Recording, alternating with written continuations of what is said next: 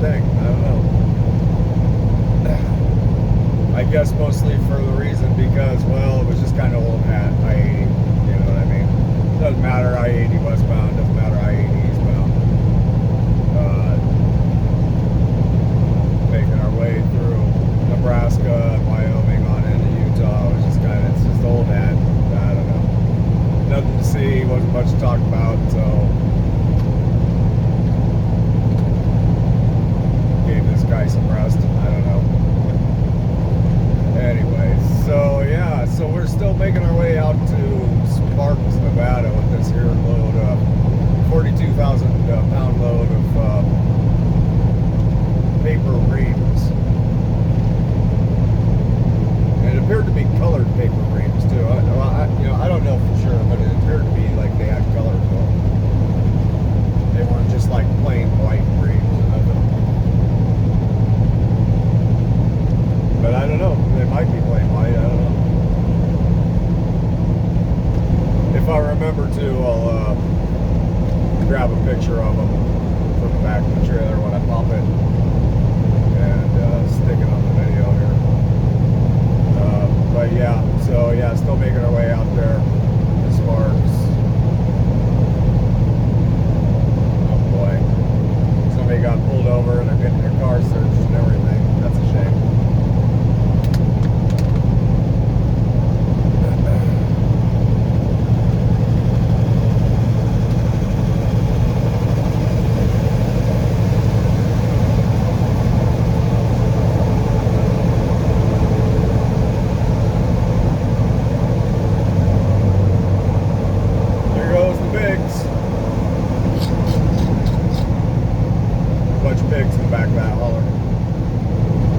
Big ones. I mean, they're double stacked in there too. It's funny.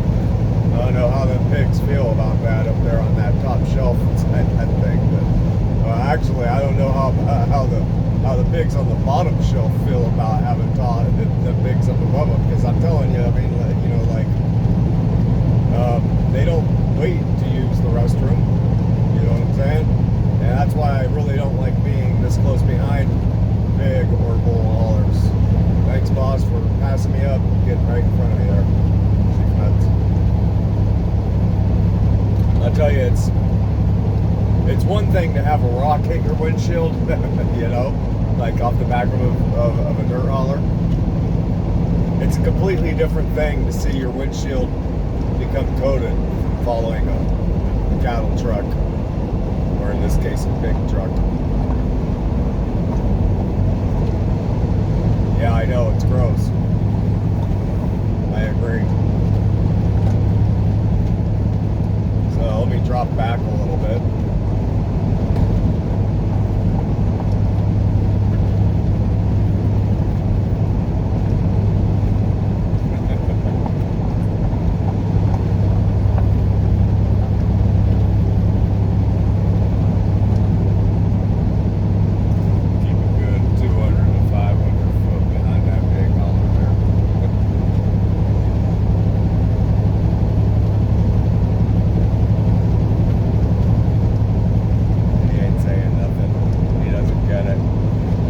Doesn't even think about it. I bet you they don't even think about it. All the shit, literally, that comes out the back of them trucks when they're driving down the interstate, 75 miles an hour. People get there. People are just like, my window just got sprayed. Somebody must be using their windshield wipers in front of you. No. That's a bull hauler, huh?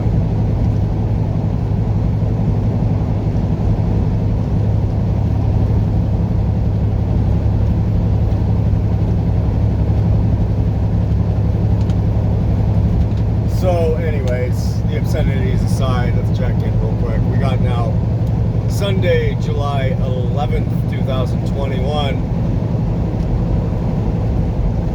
Current local time here in Colville, Utah is 8:46 in the a.m. 61 degrees outside, and we are running along at an elevation of about 5,850 feet or so. And coincidentally, we have left ourselves, well, as I speak, 550 miles out there to Sparks, which is pleasant. nice easy drive today. I was going to stop last night over at Echo Canyon rest area, and I had plenty of time to get there. I actually had time to get further than it, but that's where I was going to stop. And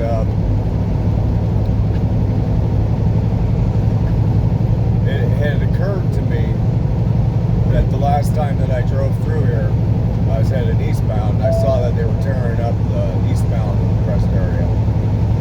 And I said, you know, they might be tearing up that westbound one too. So instead of finding out the hard way once I got there that it was closed, I pulled off about 15 miles short. And this kind of big rock field kind of up there off the side ramp, off an off ramp, off to the side of an off ramp. Sorry, I'm still waking up. Crashed out there for the night, but Echo Canyon westbound is still open because we just pulled in there and used their restroom to wash the face and brush the teeth, etc.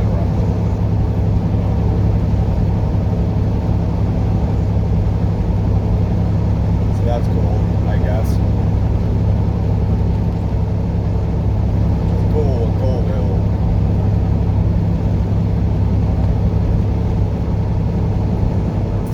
But yeah,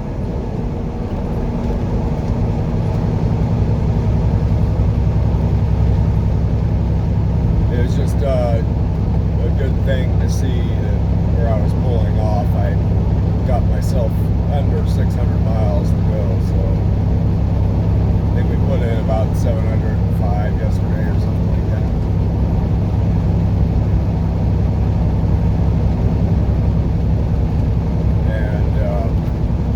Man, what a heck of a lightning storm the other night going through Nebraska. Man, that was intense. And, you know, I turned off the camera, closed the curtains and all that, and it continued all night long for the most part. I mean, like, I don't know exactly what time it went away by, but, you know, by 2, 3, 4 in the morning, it was still going. It was still, you know, flashing and stuff. And there was thunder attached along with it, but it wasn't that loud. So that was a good thing as far as Max was concerned.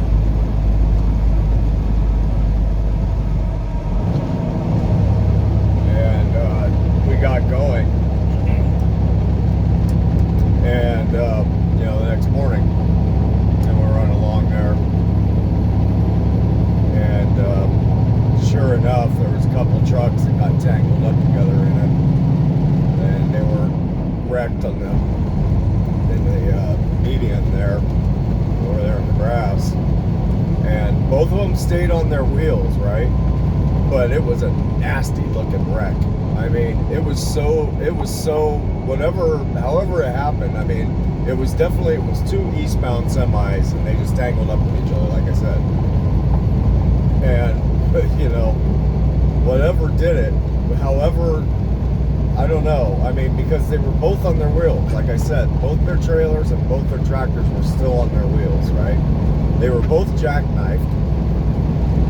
One was flipped around, like not flipped, like it had, you know, well, flipped around, facing, you know, so if it had originally been facing westbound, where it came to rest, it was facing eastbound, or if it was originally facing eastbound, where it came to rest, it was now facing westbound, but jackknifed, and then the other one was up against it. And anyways, it was, whatever happened, there was such a big impact that the motor off one of them had just completely come out of the engine, like out of the engine block. I mean, the whole motor was just sitting about 20 feet in front of this truck. One was like a red Volvo, and one was like a white, I don't know, an older truck kind of looking. And the white one had more damage to the tractor, And so I'm assuming that it was the motor of the white one. And I don't know how it happened. But the only thing I can think is that probably the red one had pulled off or something, or was going really slow. That's probably what it was. It was probably the red one was going really slow. You know, maybe he didn't have his flashers on and it was going really slow through the rain. And the white one came up at full speed and smacked in the back of it or something, and caused it, you know, to turn, you know, to flip around like that and stay on its wheels. But yeah, I mean, the motor of the white one was just sitting like 20 feet out in front of it. The whole thing. Brutal.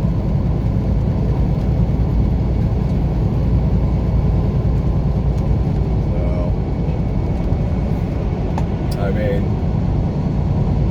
yeah, I was glad to be getting off the road. I ain't gonna lie. We were running out of time, like right at the right time.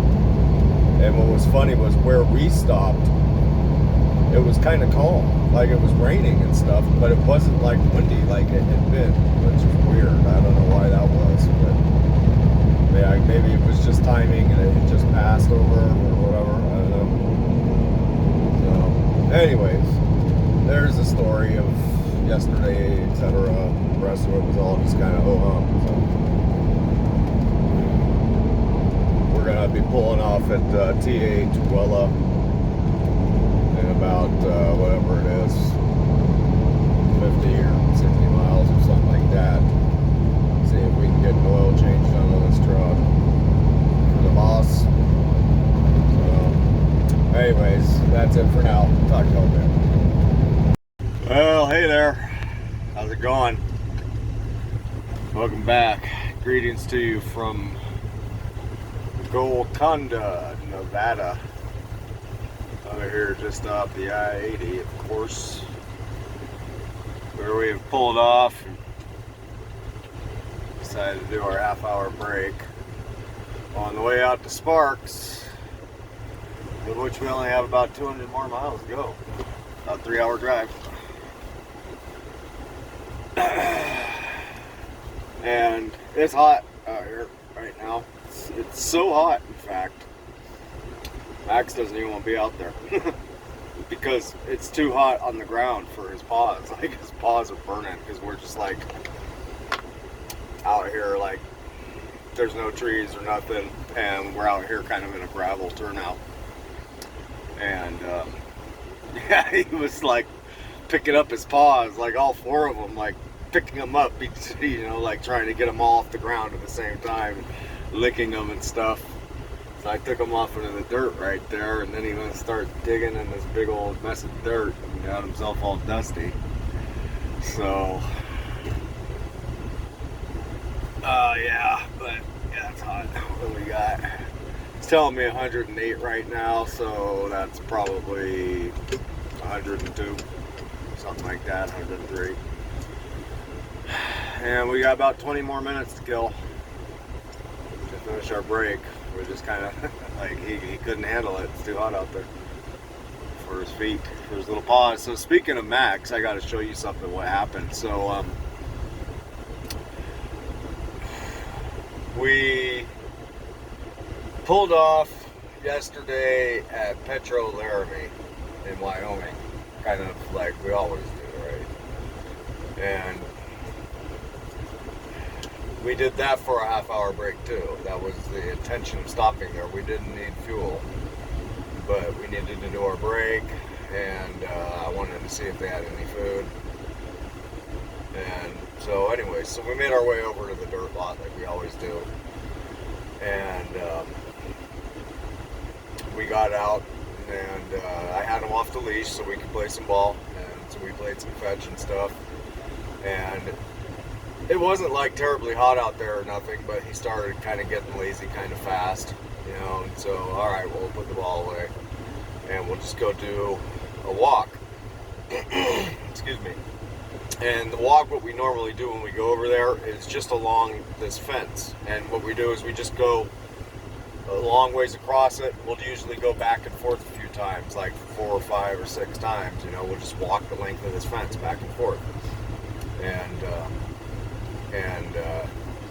you know, he'll run along off the leash and, you know, do his thing, you know, sniff stuff and look at stuff, and you know, he'll go run up ahead of me, and then he'll find a place to kind of hide out and wait for me to get up to him and hop out, you know, and stuff.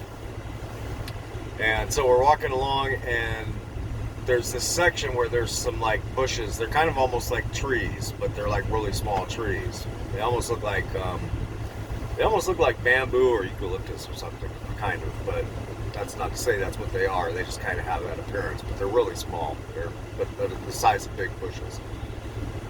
And we're walking along in the east direction, and there was this section off there, and he wanted to go down in there.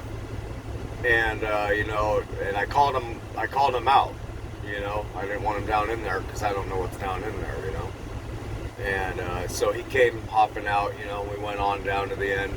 You know, and then we got as far down and turned around, and we're all walking on our way back. And as we're going past that same exact spot, he went down in there again. And I was like thinking to myself, I shouldn't be allowing him to get down in there. And he was getting in there deep. And I was just thinking, you know, I don't know if Wyoming has rattlesnakes or anything like that. I kind of don't think that they do, especially at that elevation. You know, but you never know what might be down there. And so I keep on walking, and I'm calling for him, and he's not coming. And I turn around, and I yell, "Max, come on!" And right as I say that, I hear a "Arr!" And I just, gosh, son of a bitch. And I come walking back over to where he was, and he comes, you know, like kind of limping out, you know. And I could see all of a sudden just blood all over the place, all over him, you know, like there was just blood. And it was like on his right here, like underneath his, you know, on his chest area, and there was a bunch on the back of his head, and it was just kind of like all over. And I'm going, what the fuck got you? You know, what the hell got you? You know, and I was just going, God, you know, I mean, my concern was like a rattlesnake, something, of course, you know, something poisonous. And there's just so much blood, you know. I couldn't figure out where it was, and then I found it, and something got his ear. And you know, I looked and I saw right away it wasn't like 2 points, so I was pretty sure it wasn't a rattlesnake, but it was just this big tear. I mean, when his ear was normally like a point, and it was just flopping over. It was just massive, like inch-long tear in his ear. So I started squeezing blood out, you know, in case something poisonous did get a hold of him. But what it appears, what happened after, you know, I went inside and I talked to some people in there. I was like, "Do you guys got snakes out here?" They're like, "No, not right now. We don't." You know, the words they said was sometimes when it's really dry. So I don't know what that means. You know, I mean, you know, it's beginning of July right now, so I don't know if snakes come out later in the year for Wyoming or something. I don't know, but they didn't sound like. And I thought something bit my dog's ear, you know, and they're like, "Yeah, we don't know," you know.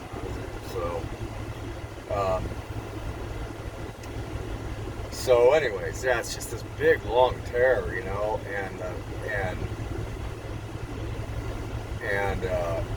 what he kept on doing, you know, and so I'm holding his ear, trying to put pressure on it to stop bleeding. I would get it to stop bleeding, and of course, what he would do is shake his head, you know, because it's, you know, itching him, or you know, or maybe the trickle of the blood was, you know, making him want to shake his, like, you know, like dogs do when they shake themselves dry, you know.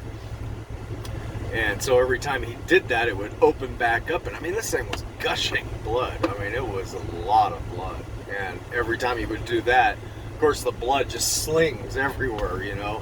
So I had him outside the truck for them. I mean, I got blood all over myself, and it was all over my clothes. And you know, I was like, God damn it, you know. So we ended up spending like an hour there trying to get this thing to stop bleeding. So let me show you what I ended up doing here. Hang on. Oh, God. Oh, this is not good. That's not good at all. All right, hang on. There. Hey Max, I want to show off your mess of an ear. So you can see it's his left ear.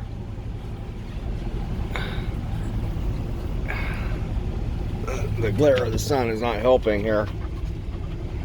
So Max, just relax. So you see right there, you see all that stuff on there. See, and so it's like right there. Max, just sit still, damn it. Max, sit still. See, this is what he was doing when I was trying to repair this yesterday. So you see all that stuff, then it looks all mangled and messy. Max, chill. So the tear is right in here, and it comes from all the way in the middle of his ear, right? So I didn't know what I was gonna do. I got him in the truck, and he kept shaking his head, just like what he just did right now. And you know, of course, he wouldn't stop, you know. So I grabbed some super glue, of course. Max, knock it off, get down. I grabbed some super glue and you know, put it in the cut, you know, because it was just a big tear.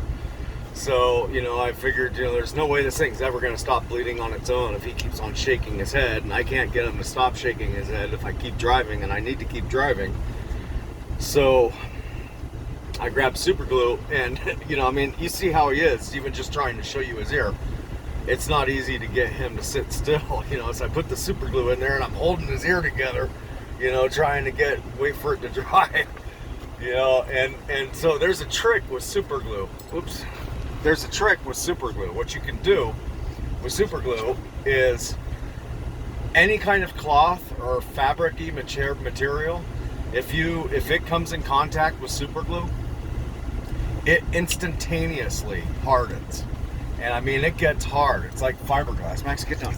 It becomes like fiberglass. It's just the same kind of concept. It's like rosin, you know, and you put it on there, and it actually hardens so fast that it gets hot. The temperature rises on it. You can feel it. Like if you had some super glue on your fingertip and you put a piece of toilet paper or paper towel on there, it would instantly harden, and it hardens so fast it creates heat and it burns your finger down there. That's how hot. So that's what I ended up doing, is I used some toilet paper, and that's what all that mangled looking stuff is on there. Is, you know, I put the super glue on the cut, put the ear back together, and then put a bunch of toilet paper on there, and you know, to get it to harden fast, and then put more super glue on top of that, and you know, created a bandage and something of a you know, hopefully it'll mend.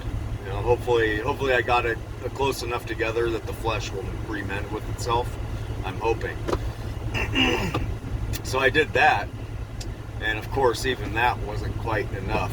You know, he kept on shaking it. I was just going, this isn't gonna last. So I ended up throwing a bunch of duct tape on his ear, and that held. That held for a good long time. That held until we quit last night over in Echo Canyon Gorge. It held on until I got him out of the truck, and then however it happened, you know, he shook his head and it came off out there. But it stayed on long enough to keep his ear together and let that stuff harden, and so that stuff is on there for now, and it doesn't seem to be bothering him. So this dog. So anyways, yeah, poor little guy. But I mean, what a mess. It was just a mess. So anyway, so that's that for now. Just kind of killing time here. So we'll see y'all somewhere down the road here, I figure. So see you in a bit. Okay, here we go. Hey there, welcome back, and good morning to you. Greetings from Sparks, Nevada.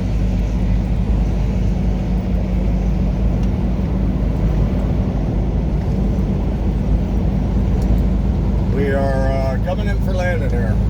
About a mile and a half up the road. Here's our delivery destination. We ended up just rolling straight to the Petro back there about a mile behind us.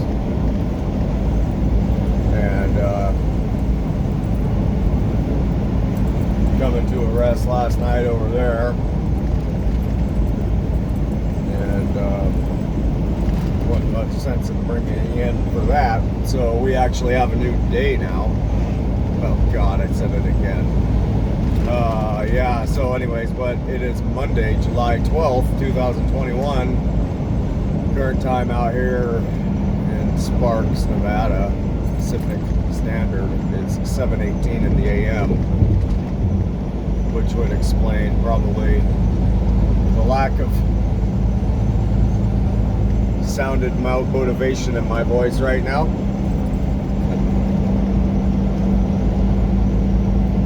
It'll explain the lack of any real fluent thoughts that might come out of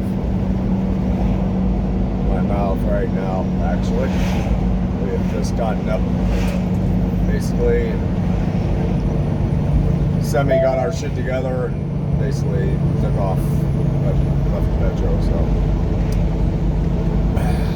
about 75 degrees out here right now. This early in the morning. It was a hot one yesterday. A very, very hot one yesterday, and I'll tell you,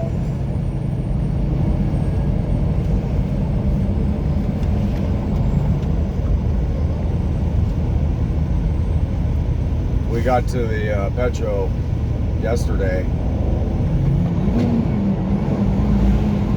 pretty early, you know. I think it was like 5 o'clock or something, you know, 5:45 maybe. And the place was just packed, you know. I mean, it was packed. We actually had a lot of trouble even finding a place to park. You know. In like, 1/4 mile, arrive at 625 Greg Street on the left. What is it called? Pacific. What was it called? Pacific Parchment, something or other. And that was a little frustrating because, you know, a lot of times, you know, I'm finding a place to park for the night and it's really late and it's difficult to find parking. I was getting in there early and I was like, cool, at least it'll be wide open and I can find a spot easily. And nope, no such luck, but whatever. We filled up and posted up next to another truck that wasn't in a spot either, so alright, worked out.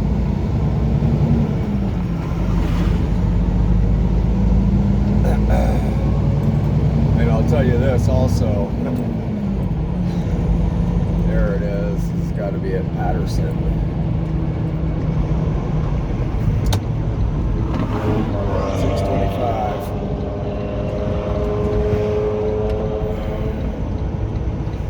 Arriving at 625 Greg Street on the left. Yeah, I'll tell you what else.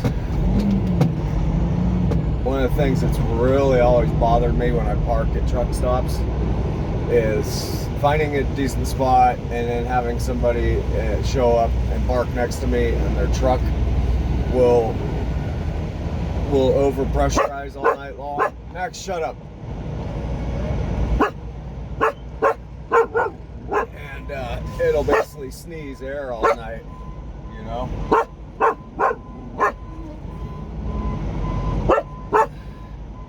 And I can't sleep through it, you know. I end up having to move and stuff. Max, shut up.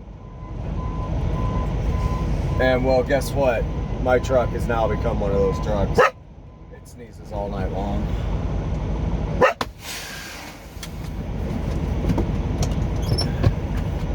Alright, I gotta go check in.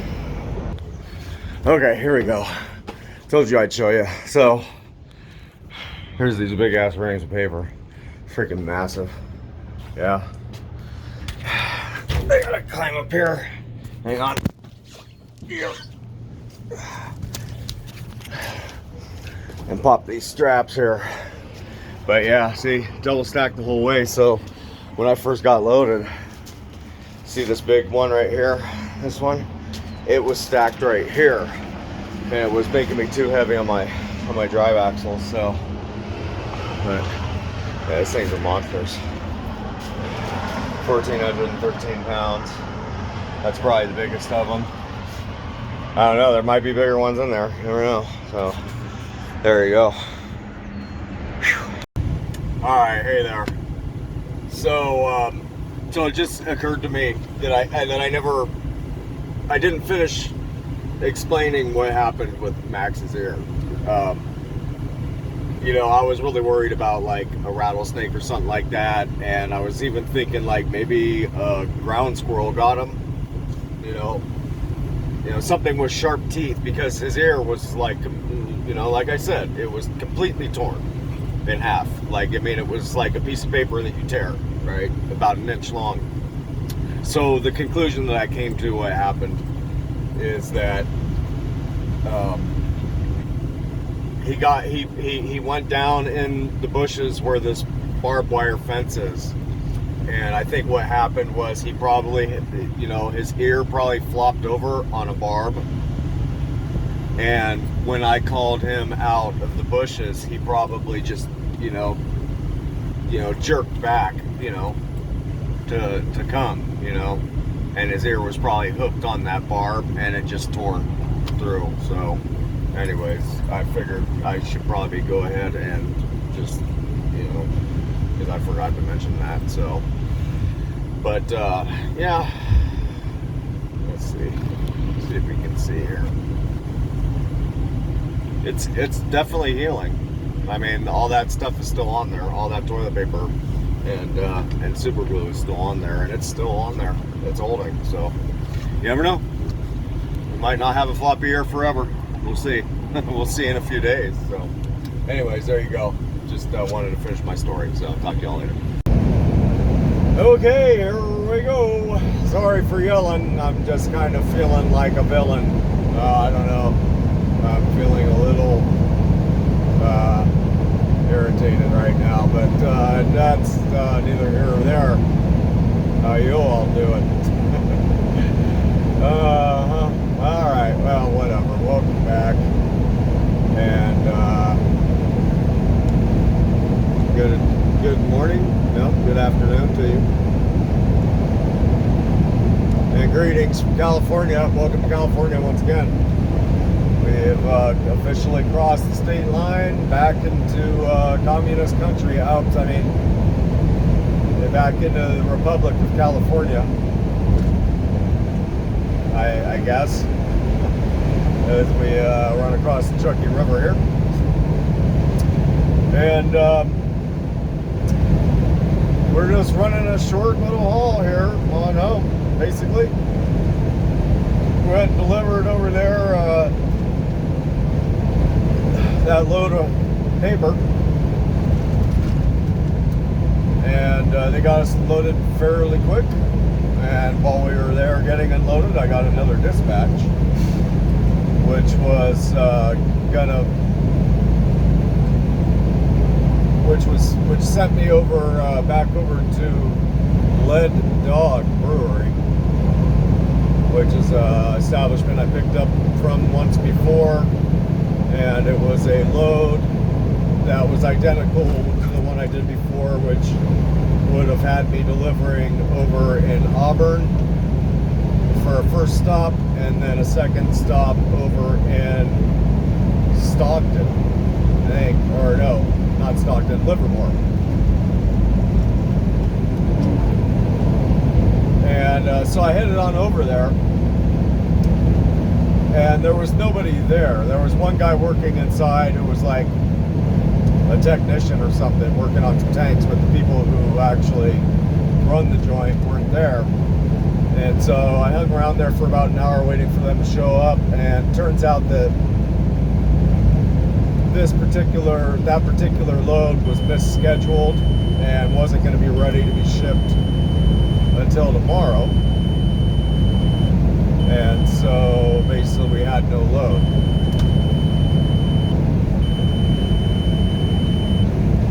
So you can stop beeping now. We ended up back over at the Petro for about 15 or 20 minutes, and got another dispatch which sent us over to an address actually within Reno city limits of off of 395 once again, to a place called Yardistry. And they loaded us with about 26.5 or 27,000 pounds of yard furniture or something or another. And it's all wooden furniture. When I went inside their shipping office, it smelled really good. You know, it smelled like nice wood, you know, like probably some cedars and stuff in there, some hardwoods in there and stuff like that. It smelled great.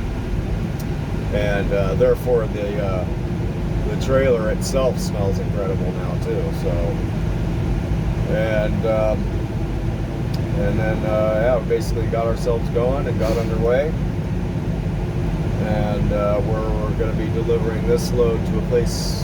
I don't know if this is the name of the place or the name of the guy who owns the place, but Greg Martin over in West Sacramento.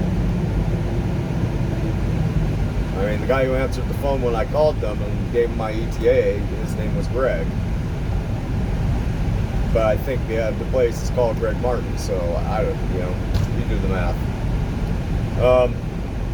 And to that, as I speak, we have 110 miles to go as we make our way through the port of entry scales. Well, these are the scales. Port of entry is next in the California area.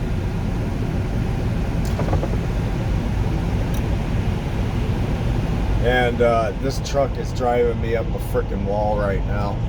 It really is. It's driving me up a wall because it's just a dog. It just has no power. But what's really driving me up a wall is it keeps sneezing, and it's sneezing at a sooner frequency now. It's sneezing like every minute and 15 seconds now. And it's really annoying. And the tanks aren't even full. It's just sneezing. I don't get it. I don't understand why it would be doing that, but it's as if the governor's just shot on the air compressor, and the air compressor is just like on consistently or something. I don't know. It's just sneezing all this like every minute and 15 seconds without fail, pretty much, or it has been so far.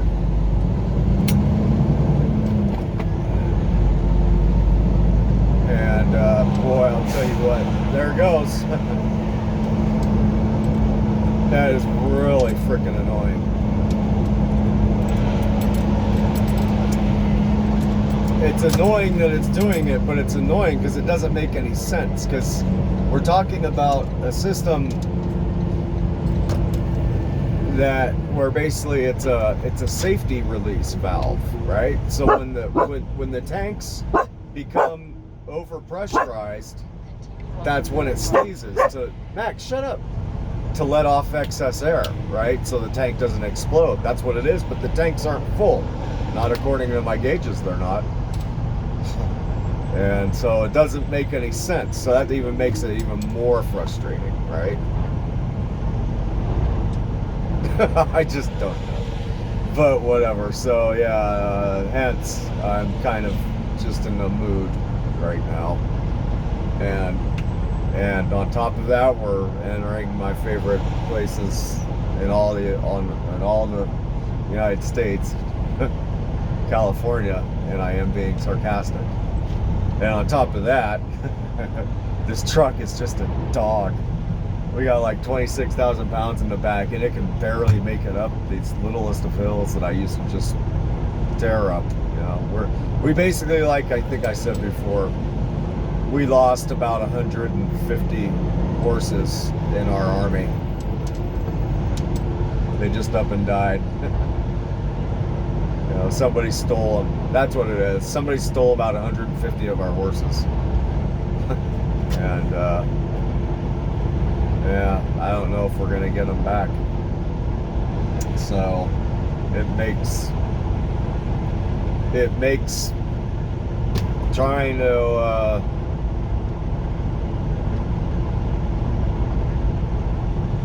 trying to do all kinds of things pretty miserable. Trying to merge with faster traffic, or trying to pass slower traffic, you know, if you get caught behind a truck, and I know I can't pass them, I just have to be, I'm held hostage by these truck drivers who are really slow and stuff like that, so it's pretty dang frustrating.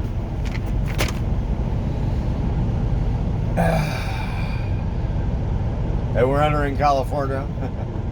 Here's the port of entry, of course.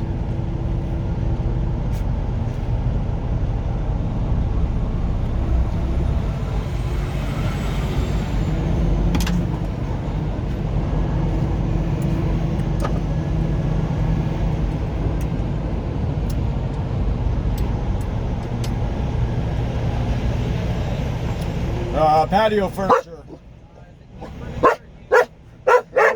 No. Okay.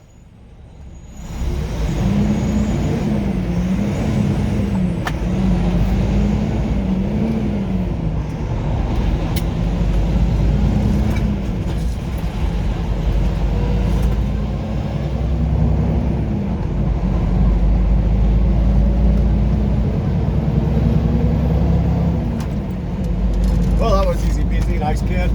God, he was like still wet behind the ears.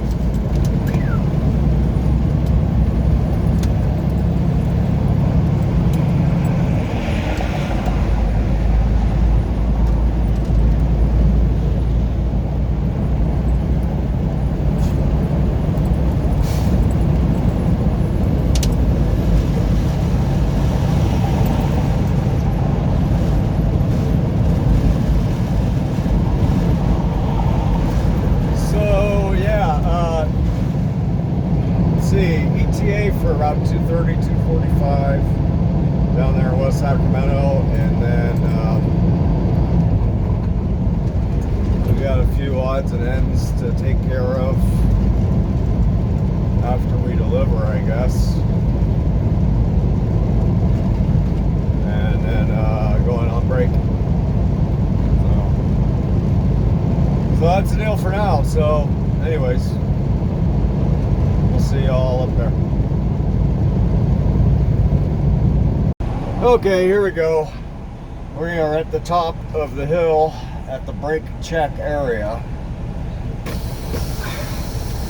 So I could see if I could get this truck to stop sneezing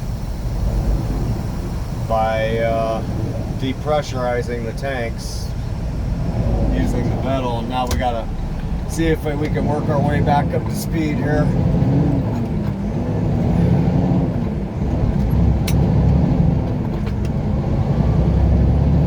Safely.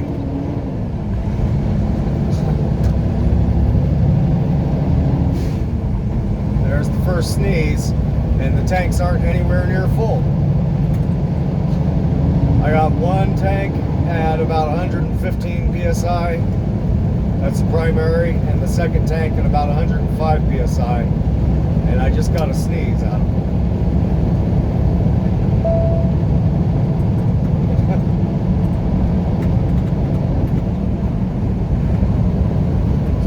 Doesn't make any sense.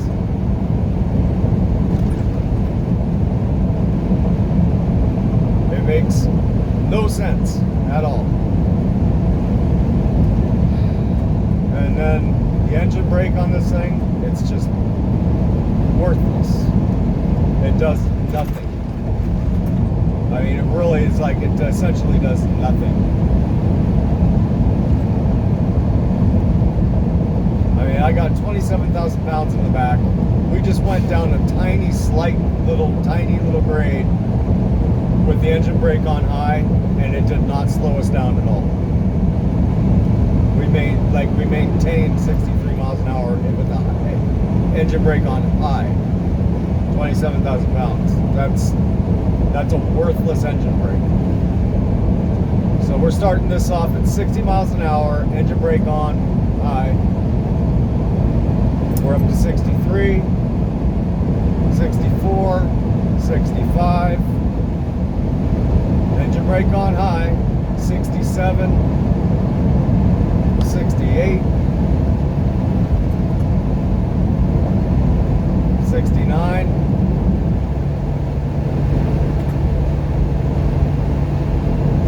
70. Now I gotta start braking. You know, like there's like no point in the engine braking on this truck at all. Like this has got to be the worst Cummins motor ever built. I think it would have to be. Like nothing on this truck operates like it should, and I mean nothing.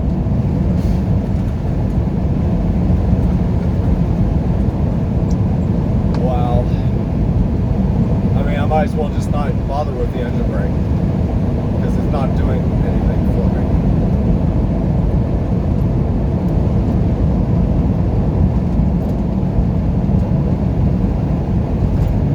Now in 712, if I had 27,000 pounds in the back and I put the engine brake on high, I wouldn't have to touch the brakes the whole way down the hill. I just wouldn't have to.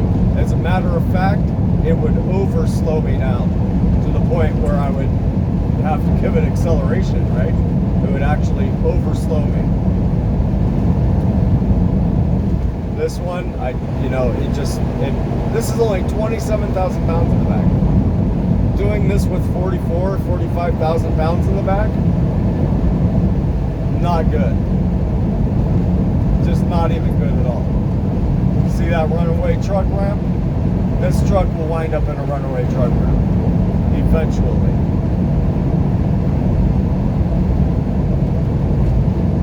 I mean, it's like driving an automatic, you know?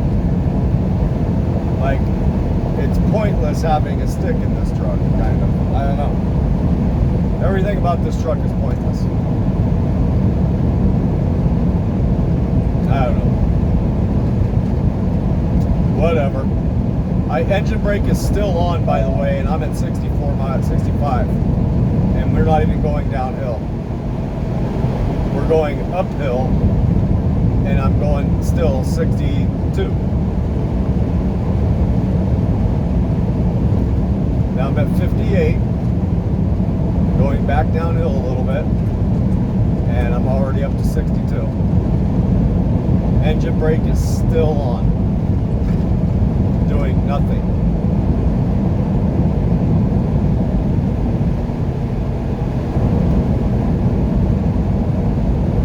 $67 miles an hour, and we're not even going down a downgrade. This isn't even like a downgrade alert area right here. Here comes the alert for a 4%. 3 mile, 4% advised 50 miles an hour. Right? Yeah, in this truck. But even that, even if I drop down in the 9th gear, it still gets away from me. Engine brake is still on, and I'm doing 56 miles an hour on a flat area. 55. Engine brake is still on high. I'm still going 55 miles an hour. And we're not even going downhill. Like, we're going like down a slight little thing. Up to 55 again. 56. Engine brake still on high. 57. Engine brake is still on high. 53.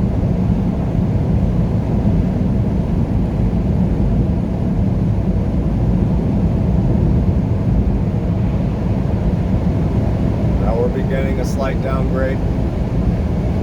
57. 58. 59. 60. 61. 63, 65, still engine brake on high. It's just doing nothing.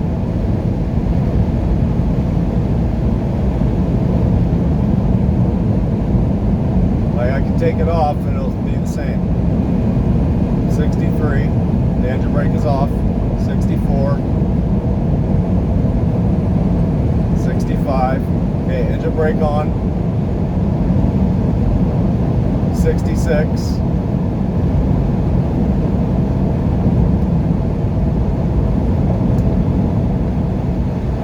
65. Nope, 67. Of course, I just had to pass around that little minivan. Oh man, 68, 69.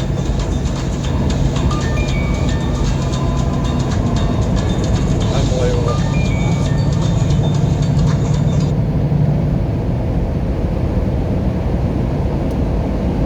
And I mean, it just has no acceleration either. So, like, it's not good going up or down hills with any amount of weight at all. I have the engine brake on high, and I'm going uphill, and it's barely slowing down.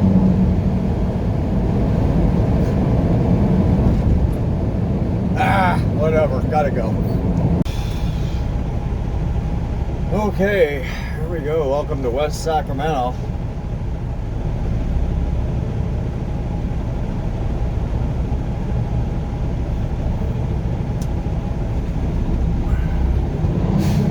We are but about a mile and a half from our delivery. In 1 mile, turn left on Parkway Boulevard. The time is now 2:25 p.m. Temperature 93 degrees. Elevation about 20 feet.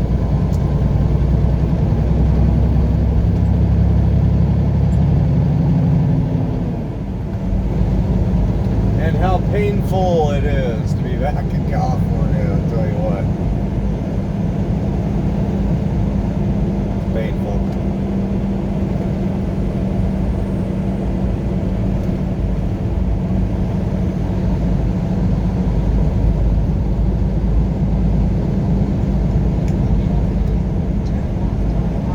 In 1/2 mile, turn left on Parkway Boulevard. Yeah, whatever.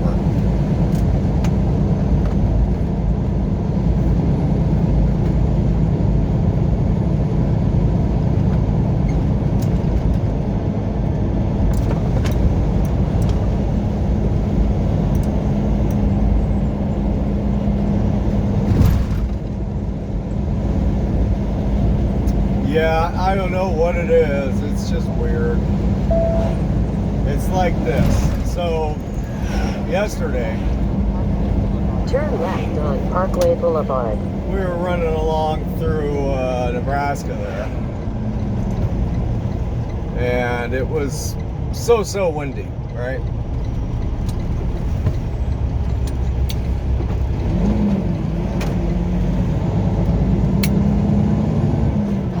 And it was just kind of all day long, but it was like Arrive at 1685 Parkway Boulevard on the left. sort of windy. It wasn't like crazy wind, right?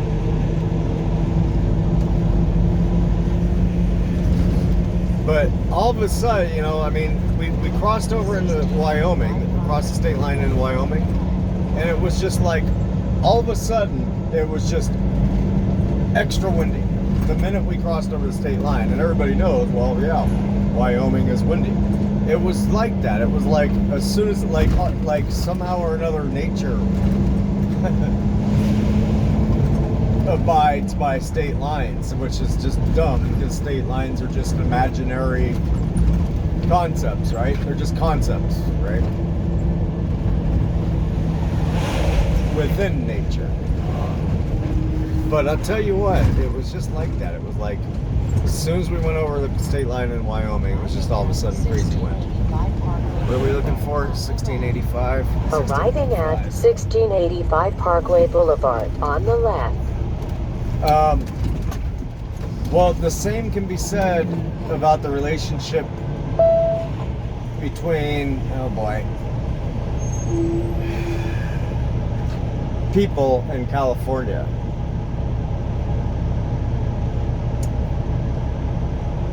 As soon as you cross the state line into California, people are just weird.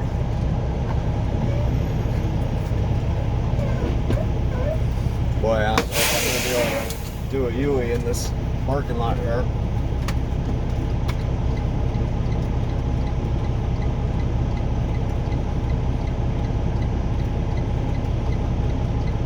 I believe I'm in the right place. Yeah, I'm in the right place. All right, I'll be back. Okay, we are docked. a little bit of work. Just a little bit of work. Just a little bit of stress. Did you know the scientific definition of work is stress, and vice versa? The scientific definition of stress is work. That's why everybody always says at their jobs, it's so stressful. Well, yeah, stupid, it's work. That's the definition of work, is stress. It's supposed to be stressful. But it's the scientific definition. Huh, Max? You are stressful. That's because you are so much work, this little dog. So, anyways, that's it for now. Once again, thanks for watching Infinity Highway and letting me chew off your ear. I hope you all are doing well, and we will see you somewhere down the road. Take care. See ya.